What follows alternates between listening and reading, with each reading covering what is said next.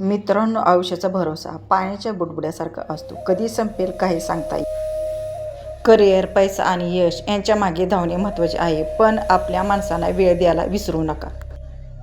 आज आपल्याकडे सोशल मीडियावर तासनतास बोलायला वेळ असतो, पण ज्यांनी आपल्याला लहानाचं मोठं केले त्यासाठी आपण नेहमी बिझी असतो. मुंबईत राहणारा समीर एका मोठ्या कंपनीत प्रोजेक्ट मॅनेजर होता. सकाळी 9 ते रात्री 9, फक्त लॅपटॉप आणि काम यातच तो आपल्या आजीला विसरून गेला होता. गावात राहणारी आजी समीरला नेहमी फोन करायची, पण समीर बिझी आहे म्हणून फोन ठेवून द्यायचा. एक दिवस आजीने म्हटलं, सम्या, रविवारी वाढदिवसाला गावी येशील का रे?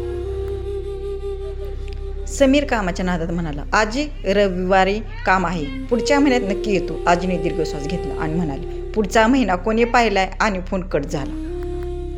रविवार उजाडला. समीरचा वाढदिवस होता, पण दुपारी अचानक गावावरून फोन आला, समीर, लवकर गावी ये, तुझी आजी आपल्याला सोडून गेली रे.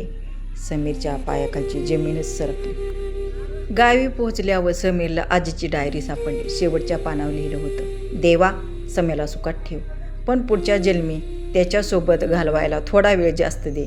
मित्रांनो, उद्या रडण्यापेक्षा आजच आपल्या माणसाशी बोला, कारण पुढची वेळ कोणी पाहिली नसते.